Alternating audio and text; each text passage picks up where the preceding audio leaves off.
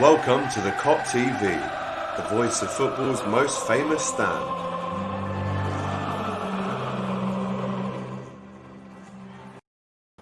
Yes, hello and welcome back to the Kop TV, the voice of football's most famous stand, with myself, AGT. And it was only right after the news of the Euro League proposition has come out and the news of Salah getting 100 goals and Van Dijk out. I thought it was time to have a chat with my brother from another mother.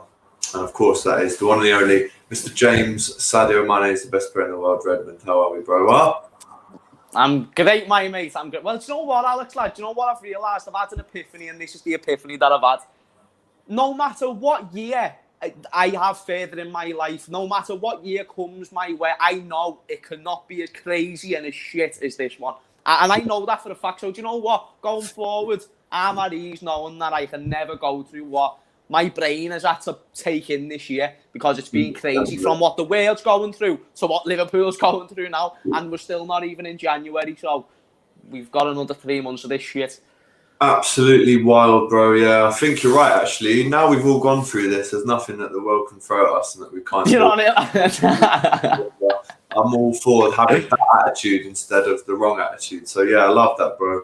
Good to see you. If you're watching this, guys, please drop a little comment if you're enjoying it. If you're not, don't drop a comment. Only say things, nice things. If you haven't got anything nice to say, don't say anything at all. But then also subscribe as well if you haven't already. Now let's get into this chat, bro. We'll talk first about Salah's 100 goal tally now for Liverpool, and we'll get into exactly. We'll get into the more depressing stuff later on in the video. But guys, let us know what your top 3 Salah goals are for Liverpool so far. We're going to go through a few different answers, but if you're watching right now, in the comments, in the live chat, tell us your top 3 Salah goals. You'll get James's and mine as well if we go through some comments. Yes, boss man. I'm being serious. Legendary. You never walk alone. Hello, James. Excited for the UCL tonight. Hope we don't miss out on VVD too much. We're going to get into this later on in the video. But yes, of course, I jinx. We are going to miss him big time. And Lennon says, yes, lads. So let's do this way, James. You go first, and then I'll go. And if we've got any that are overlapping, we'll try and combine the top 3. But I'm sure we'll have some that we'll argue to go in our combined top 3. Okay. So do you want me to go first? Sweet. Well, obviously, because you said to me my top 3 most Salah goals. You never said any specifics about whether it had to be a boss goal, the moment it had to be. Therefore, my first one that I'm going to throw at you before I think you'll take it off me, Mo Salah against Tottenham. Champions League final. 1 minute in? Yes. Do you know what, mate? Yes, please, because... And I'm going to put that as my number 1, even though I've said it first. I just didn't want you to steal it off me. The significance of that goal and the fact that we could celebrate 1 minute into a Champions League final. I don't give any fucks that it's a penalty. I am made up. I'm there with my fellow Reds, and I have just got to celebrate a goal in a Champions League final before them. So at some point in that final, I had a lot of belief, and obviously what happens. So big up, Mom. Love that. I think you're right. I think in terms of importance, it's probably his most important Liverpool goal. In terms of importance as well, but may not be the best goals. You think back to that Napoli 1-0 game, the group stage, that goal essentially wins us 3 trophies. True. 1-0 against Napoli, and the save from Alisson essentially wins us 3 trophies as well. I thought about that one. I was thinking about that one. But do you know what I'm going to stick in the mix? I'm going to stick in purely from a personal point of view, and you might question me on this, and you've got every right to as well. Okay. So please do. But I'm going to go for his Tottenham goal that we actually, in his first season at home, it was 2-2, only because that was I took my girlfriend to. And when Salah scores that dinky run in the last minute and scores, I looked at her and was like, this is it. And then obviously Kane scored a penalty last minute and we drew 2-2. I remember it now, yeah. Yeah, the atmosphere and the noise that goal created, for me, it's up there. I'm not sure if it's a top 3, but it's definitely a worthy mention, bro. That one there. It's got to be, lads, and especially for you personally. And this is what I want everyone in the comments to take into consideration when asking this question. What moment did he make you feel? So you've just mentioned that goal. I mentioned a penalty. I mentioned a penalty because to me, that's what brought me the most off my feet out of any Mohamed Salah goal. But am I allowed to throw one more into the mix? Mate, we're going to just throw as many as you want in, and then we'll combine it to make a joint top 3. 18-19, I'm pretty sure in saying that, 18-19 against Chelsea Football Club at Anfield, cuts in, right past. Oh, lad, he took it right off them. And I was just there, yeah, man, that was the thing. And Mo Salah, you dancer. Jamie Carragher, you little dancer. Lads, honestly, that goal right there, and it's the fact that Mo Salah isn't one to usually celebrate against his former clubs. And I know that's that's a very respectful way to do so, but is right, mate. I loved every moment of that. And the fact it was against Chelsea, and it's the fact Chelsea look at Mo Salah as if like, as if he was just and he was getting told like one season wonder, and he just goes and scores that banger. Yes, please, my mate. Yes, please. Love that. So that's another one in the hat. Oliver here says Chelsea, Everton, and Roma. 3 great. Roma. Chelsea banger, Watford through the legs, and Roma. A couple shouts here for the Chelsea banger and the goal against Roma. The one against Roma, there's a couple you can pick out. There's the top bins one that he bangs in the top left-hand corner and Alisson can't get near it. But there's the other one where he kind of dinks Alisson from outside the box. It's all happened at such... It's crazy the way it was Alisson in goal as well. And he's tapped it basically, and it trickles in, and he does that. Jay here says Chelsea, Roma, and Man United. Darren, Salah goal versus United last minute, silence the Manx. Yes. Do you know what? Yeah. I'm going to chuck in that one, bro. I think it was actually on my birthday as well this year, and I remember watching it with cameraman Jack at the ground. And when that goal went in, boy, it was just nice to have beaten the Manx at home again, because we actually it's Man United, Alex, lads, it's the fact, like, and you're right, you've just said something there. I grew up and we were slightly when Man United started going bad after Sir Alex, I was thinking like, we're still level, we're not worse than them, but they're beating us, or we're getting a draw with them every time we play them. It was like us and Everton. And I was just thinking, when are we actually going to get a win? And then obviously like that goal, and that's against Manchester United. That's the biggest rivalry, in my opinion, in world football, Liverpool and Man United. Obviously, for a local, it might be Liverpool and Everton. But overall, from a success base of 2 clubs, it's them 2 by far and away. So any victory that you can get over them is important. And the fact Mo Salah got the winning goal and that's going to be talked about in history. Let me throw one more that's going to be talked about in history. And it's the fact that I haven't saw anyone mention it yet. How about as recent as his last goal against Everton Football Club? I understand the game didn't go out we wanted it to, but that goal puts us 2-1 up. An absolutely gorgeous finish. And not to mention, because I haven't saw many people talking about this, Mohamed Salah, obviously it's the title of this video, has just scored 100 goals for Liverpool Football Club. Like, that is unbelievable. That's legendary shit, and that's going to be talked about for years and years to come. And for anyone, and to do that in 159 games, and to make that 100th against the Blues, I'll take that any day, mate. And do you know what? We should be walking away from that game with 3 points in and looking at that goal with true significance. And obviously that's a completely different conversation and we won't get into that. But in terms of the goal, what a beautiful strike that was. And it's the fact that we weren't expecting it. Even look at his Leeds goal, like the quality of his goals is getting better. So it's just exciting things to come from Salah. But look what he's already gave us. It's mad. Yeah, 159 games, 100 goals, 41 assists. Those numbers are incredible. Hasn't he got more assists than Mane? I think that's true. I think that's true. Yeah, probably does, bro. I mean, like Sakib says here, as a United fan, Mo is way too disrespected. Another shout here from Nuclear Atom, the goal against Watford, radius side pass like goal. All right, let's put one in there then. So I'm quite happy to agree with you that the Champions League penalty goes in because of importance, because of the momentum of that season for him personally as well. During the season before, obviously hacked down by that dirty little dog Sergio Ramos in the final. Exactly, so there's a story there. Vindicated that. It was almost like a full circle moment, and that goes in. That's it. That's locked. That's it. Number 1 is in there. Lock that. Throw away the key. Listen, they don't have to be in a certain order, but that's definitely one of them. We haven't. I mean, there's been chats about the Everton goal. Do we mean the one that won the Puskas Award? Is that the one that we're talking about, where he's curled it in the top bins in the snow? I weren't even talking about that. That was a great goal. I was talking about is literally the one he's just scored against Everton. But I think people's shouts for Everton in here, I think they're referring to. Oh no, that was a great goal as well. Award. So that's up there. I mean, what other goals? I mean, the Southampton one, bro, where he rips his fucking shirt off. He's got a 9-pack. Yeah, man. That was a big goal because at the time we were chasing City. I think Hendo wrapped up that game with a kind of late run into the box to make it 3-1. That one's got to be a shout as well because he drags it from his own half and slots it bottom bin. So.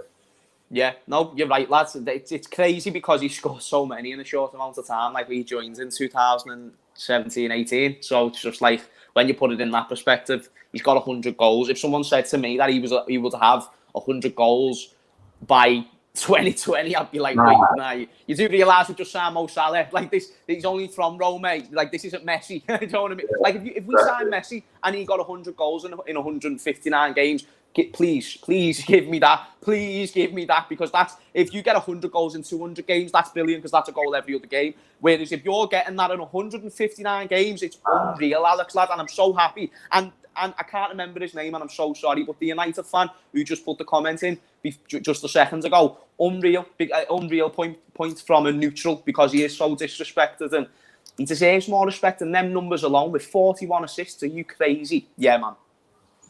Yeah, Nuclear here saying his third favourite is the Puskas Award goal. So let's try and get it down to the top two now. So we've got the Champions League final penalty. I think we should go with the United goal just because of the timing of it. It killed the game. It was our first win against United in the league at home for a good few years. Yeah. The Alisson assist, he slides the whole pitch to celebrate with him. That's got to go in there, bro. Sure. Yeah, obviously it's Man United, and like you said, it was it had significance behind it. So yeah, I'll agree with you on that one. So we'll stick that one in. There's two. The third one for me, it's a toss-up between that Chelsea goal and the Everton goal. I'm going for the Chelsea. I know. Hang on, I've got another one, and this could win it all. The goal against Salzburg from about, the goal was here, and the angle that he was at was here, bro, with his right foot. I'm on it. No, it was a great goal, and I know it looks like I'm disrespecting it. It was quality, but no, Chelsea. Oh, okay. Yeah, like, honestly, lad, that Chelsea goal was insane, and we've done the first two goals off a little bit of quality, but more significant. So let's get a quality goal in there, and that goal against Chelsea was fucking quality. Like, I'm not letting any other goal in my top three. Obviously, you can do what you want. It's your channel. No, listen, it's our channel, mate. Let's remember that. But yeah, I'm going to go with the Tottenham penalty, the Man United goal, and the Chelsea goal. That's what we'll go for. We're very close, honourable shout-outs, for the Salzburg goal, the Southampton goal, the Watford goal. Wow, I mean, what else? I'm pretty sure there's a lot more that we could get in. If we are missing any absolute howlers, then please do let us know. But we're going for, in no particular order, United goal, the Chelsea screamer, and the Tottenham goal as well. There you go. There's your top three combined Mo Salah goals for Liverpool so far. Next up on the agenda, by the way, we are going to talk about the proposed plans for the new the European League that apparently Liverpool and United are in talks about. But let's start with Van Dijk's injury. Now, I know you've done videos about this, James. It's still a sore one to even fucking talk about, to be honest. But now that we are heading into a busy period with Champions League as well, what does life look like without Virgil van Dijk at the back? We are going to be doing a separate video, which is a lineup prediction and a match preview before the Ajax game tomorrow. So we'll save any match prediction lineup things there. But what's the feeling now in defence? Because I saw a tweet, bro, that was like, right, well, with Van Dijk out, we've got to revert back to our old tactics, which is just outscoring people, because we'll always outscore people with the three up front and the midfield. But to me, that's not stable when it's not safe. What's your opinion on it? It's a weird one, because if you look all the way back to before Virgil van Dijk came in, our defence, if you look at that, it statistically was actually improving anyway, like even just before the signing of Virgil van Dijk. So it's an odd one, but because you can't put the piece of before Van Dijk of him playing every game since and then the piece that we're in now. It's too far apart. So it's hard to come up with a conclusion just from looking back then, because if you look at players like Joe Gomez, he's a better player now. Even though his form's a bit off, he's a better player. But you've got to take into consideration, obviously, still love him and still need him as soon as we can. But Van Dijk weren't having a great season, and people overshadow that because he's Virgil van Dijk, and every other game before this season was pretty much boss. But in terms of this season alone, it's a weird one going forward. I'm more... Because something like this was going to happen one day. Like, one of our biggest players was going to get out for a long time. I thought that was the Alisson last season. But even still, you can just about get away with your goalkeeper. That's one thing that... Yes. Like, yeah, just about. And it's like, now, if you talk about it, Virgil van Dijk, people are saying this is going to be the be-all and end-all of Liverpool, you know, title hopes are gone. I think that's a bit far, you know, to underestimate the rest of the players in Jurgen like that. I think that's a bit unfair, you know, a bit, just like I said, too far, lads. I think it's overreaction, and I think it's because Liverpool fans and Liverpool in general haven't been given a setback in a while. People, neutral fans would say it all the time, how are Liverpool getting no injuries? They're doctors and that must be boss. Maybe we just had a big stroke of luck, like, do you know what I mean? Maybe we just did, and if so, thank fuck, because we went 30 years of being unlucky, so I'm going to take any ounce of luck that I can. But it was also quality, and even without Van Dijk, we've still got quality. And let's not forget, I know I'm talking about two completely different players, but when Alisson does come back, hoping he can stay fit, and Thiago comes back, hoping he can stay fit, coming back at a similar time, just think about the elevation that Thiago's going to bring to our team. Just think about the elevation that Alisson brings to our defence. He's a voice. He gets that defence organised. He's not just a better physical goalkeeper than Adrian. He can actually tell the boys where to be. He's better in that sense. Do you know what I mean when I'm trying to explain that? So, yes, we don't have Van Dijk, but we've got these other players coming back. We don't even know what a Liverpool team is like with Thiago in there. I don't think it's as bad as everyone is saying. I don't think if we don't go on to win the league, I am not going to blame it solely on the fact we didn't have Van Dijk in our team. Obviously, if we can see 3 goals every game, then maybe you'd have to look at it. But that team is more than good enough to still go on and push for the title. So you asked me the question, how do I see this situation being with Liverpool? I don't know. If you put a gun to my head right now and say, do you think Liverpool will win the league under circumstances that you're in now? I'd probably have to say no. But it doesn't mean that when Alisson comes back and Thiago comes back, we won't get better. Yeah, 100%. I agree with everything you said there, to be honest, bro. It's going to be very interesting, I think, what we do in January. Pierce today tweeted that it was potentially a mistake to not replace Lovren when he left. And I think we, like you say, rode our luck when it comes to... I mean, listen, we've had injuries with guys being out for 1 or 2 months last season, but we're talking about a 7 to 8 month injury now. And we haven't really had one of those, bro, since... I mean, I can't actually remember, to be honest with you, like, trying to think of like a huge... Danny Ings. Yeah, but like at the time, Danny Ings was relatively becoming important for Liverpool. Yeah, definitely. Yeah. So, and he did the same injury, I think, in late 2015, and I felt awful for him. But and then he came back and then just got injured again. And then came back and it happened again. So the one... And it's been fit for Southampton ever since. Exactly. It's, you know, makes no sense. But I think the one saving grace for us is that Van Dijk has already come through a long-term injury before and still become the best player in the world, defensively anyway. He did his ligaments in his ankle. I think Vardy did it to him when he was playing for Southampton, actually. So, and he was out for 6 months, 7 months then. So if he's done it before, he can do it again. He's at the peak of his powers. I don't think it's as big a deal as everyone thinks. I hope not anyway. But I just hope at the same time of thinking that we haven't made a mistake by not bringing in a 4th choice centre-back to just cover for if this did happen. Obviously, you can't plan for these things. But I think now it is actually going to force us to go into the market in January. You saw Carroll last night trying to tap up Connor Cody to come back. No, we have to get a new centre-back.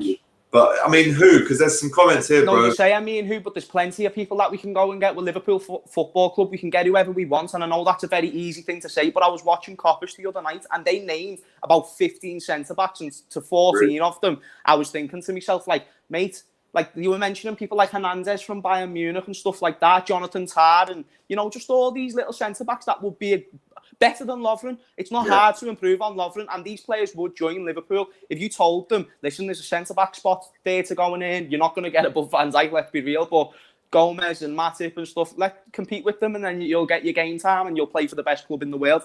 We haven't gone and got a centre-back because we didn't want to go and get a centre-back. FSG don't look at them type of things. They don't look at...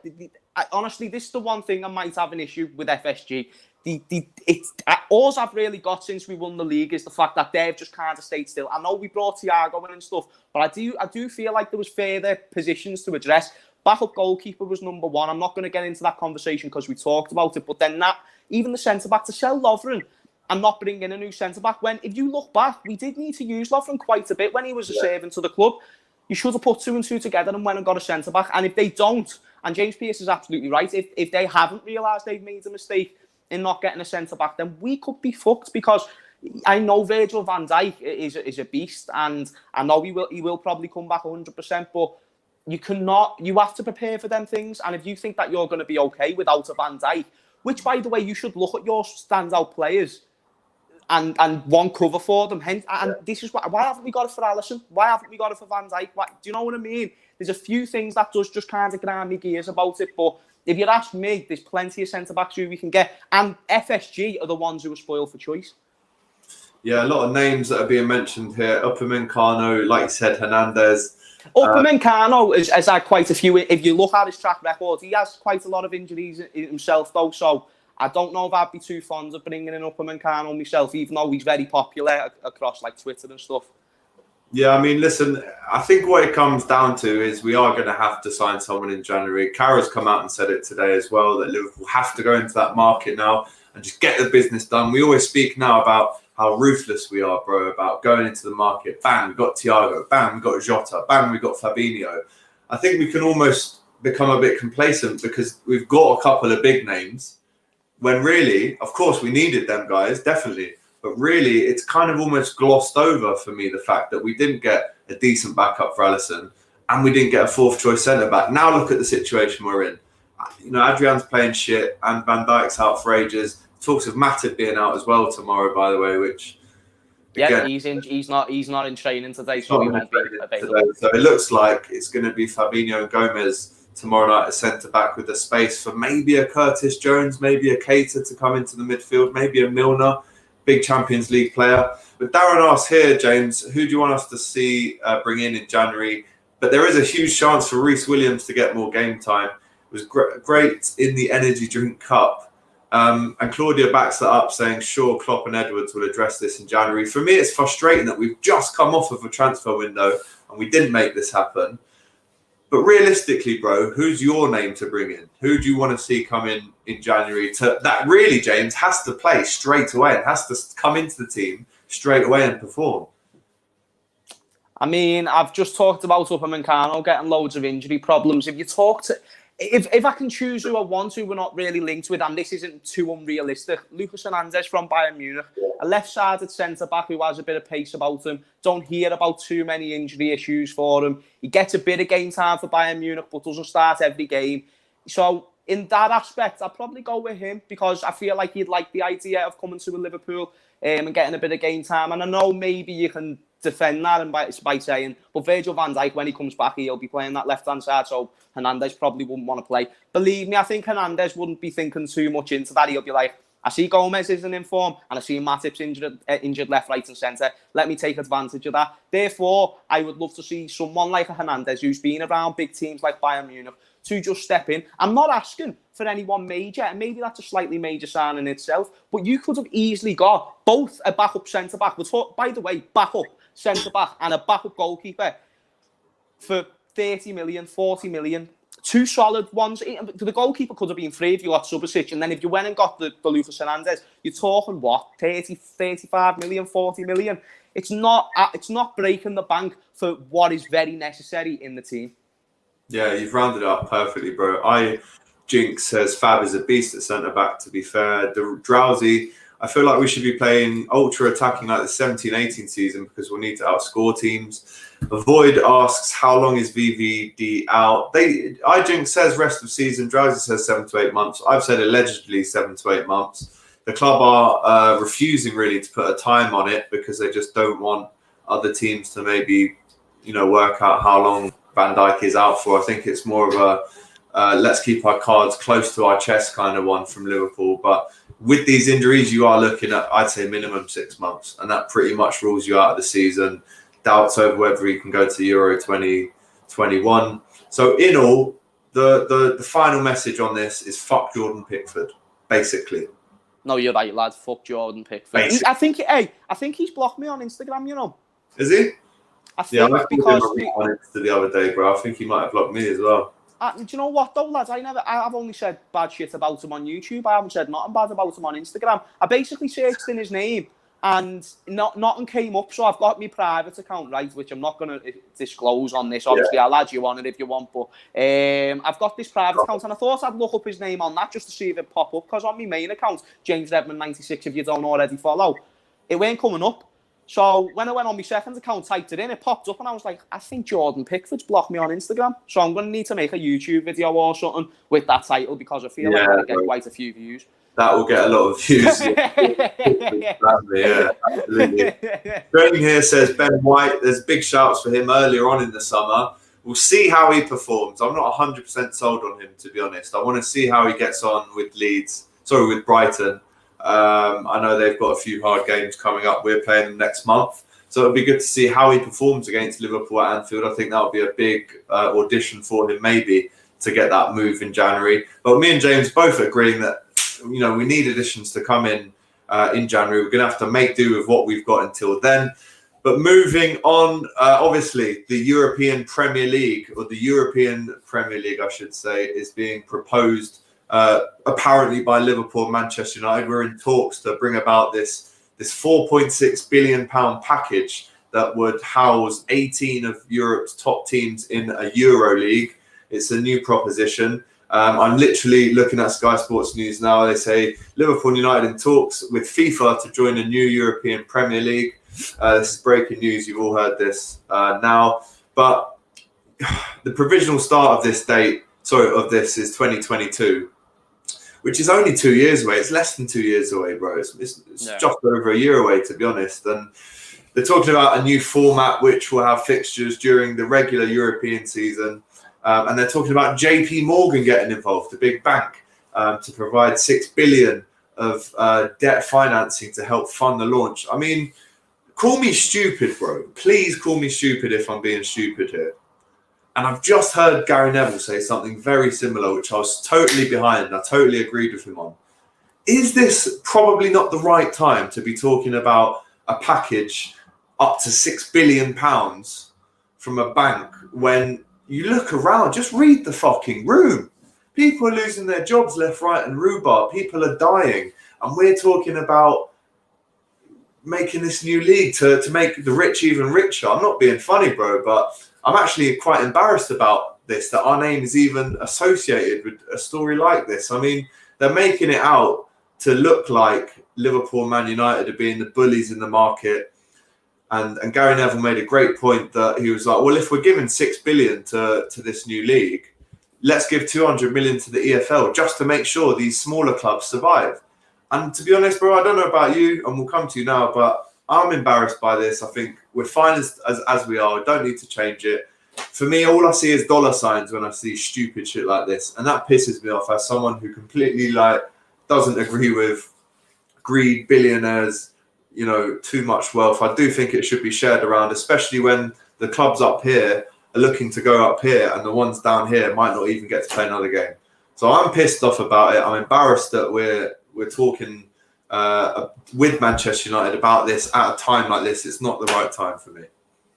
No, lad, you've just hit the nail on the head, Alex, my mate. It's the fact the timing of it is all wrong, but more bigger than that. And do you know what? I say bigger than that with the way the world is. It's not bigger than that. Nothing's bigger than what the world's going through right now. But in terms of a football aspect and what we've grew up with, that's just not it, Alex. That's not the way it should work. And abysmal. And honestly, I'm fucked off for you. I'm fucked off by many things that came through recently, and this is why I touched at the start of the video about 2020 just being such a mad year in so many aspects. The world, but then football is even very strange in the way. Why are they now talking about all this? Why is the pay-per-views just came now? Why is the Why is this big project picture or whatever the fuck is just came out now, and then now this? It's just like, why is it just one thing after another? When will our sport just go, not back to normal? It might never go back to normal, but you know what I mean? Just a bit more plain and not as crazy and mad and so much ownership getting involved. Fuck the Glazers getting any ownership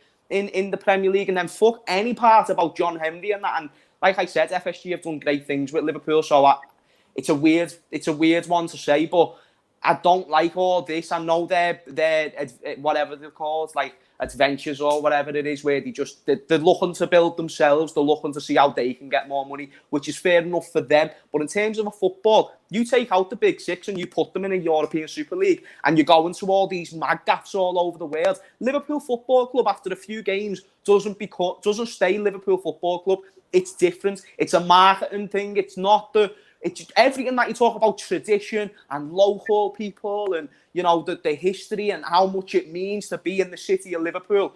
All that Super League shit takes all this away, crushes it. And let me tell you why. It's because that's where the dollar signs are, because that's worldwide. That's because that'll be on the level of NBA and all. Bollocks, mate. Fuck all that. I don't want to see, because now, right now, when we see a Liverpool versus Juventus, that's a big game because we don't see it that much. Whereas if you're seeing that every week, and it just gets to the point where the Premier League is just basically college in NBA terms, where players are just trying to work to get to these bigger teams, it just takes every ounce of passion. And you know what, mate? Our biggest rival, one of our biggest rivals, Everton Football Club, imagine them just missing out on that and the tradition that club's got. And let's just stop shitting on Everton for a second. That's a great club from a perspective that it's one of the oldest clubs. It's older than Liverpool. And there's tradition there, there's history there.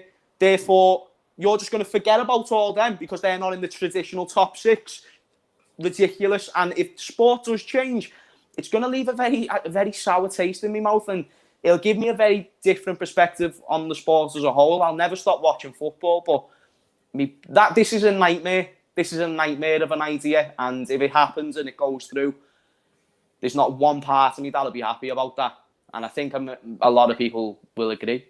Yeah, I mean, if it's not VAR taking away the integrity, it's the fucking pay-per-view prices. If it's not that, it's the big picture project. If it's not that, it's this stupid Euro League. It's embarrassing, and it's so obvious that it's all about the money. And it pisses me off. We're getting our game ripped away from us day by day, and no one seems to be doing anything about it. That's the worst thing. Gary Neville was on Sky just now talking about how he's trying to set up an independent body in football that's more fair and more balanced and more kind of impartial to these big decisions. And I do back that over something like this, which completely alienates everyone below that top six.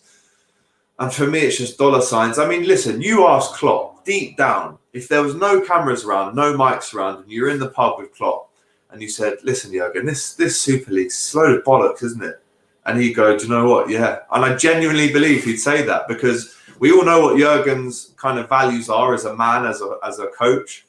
He's definitely one that wants to help other people out. He's not about the money. And for me, I think deep down, even though he wouldn't agree with us on camera, he has to come up with a PR answer. Deep down, bro, he's against this as well, because how can this be good for the future of the game? How can it be good for the fans that make football? Just when we thought fan power was kind of coming back to us, it seems like it's just being ripped away again, and it's a fucking disgrace, to be honest. And I'm sorry that we're so down and out about this at the end of the video, but it's not to really. But you know what, though, mate? There's so many things to just not be positive about right now. Yeah. It's crazy the U-turn that's happened for Liverpool Football Club, and it's because it's the fact that we're being associated in this news. It pisses me off. It's the fact, like, if we are in control of this, then it's us who can do something about it. Not us, not me. I'm talking about them, the people who own our club, the ones who are making this happen. And if it is true and it does go through and all that stuff happens, then you just can't be surprised, because let's be honest, mate, we've been lied to for years. We're going to keep getting lied to. It's not really going to change. They're just in it for themselves. The big six will be appetised by this, because let's be honest, that's probably been their ambition from when they came into the Premier League. You've got to look into the fact Newcastle weren't even allowed their takeover very recently as well. Why was that turned down? Do you know what I mean? Out of nowhere, when Man City and stuff have had that. So Yeah. So much just seedy bullshit that I just can't be bothered with, and I just want my sport back, Alex. And I know people are probably going to think, oh, is he just saying it? Nah, mate, I'm just saying it how I see it from my point of view and the sport that I grew up with. What I miss is 08, 09. And this is mad because we've just won a league and a Champions League, and we haven't won anything for time back there. I miss that season where Liverpool, Steven Gerrard, Torres, Man United with however many stars they had, Chelsea with however many stars they had.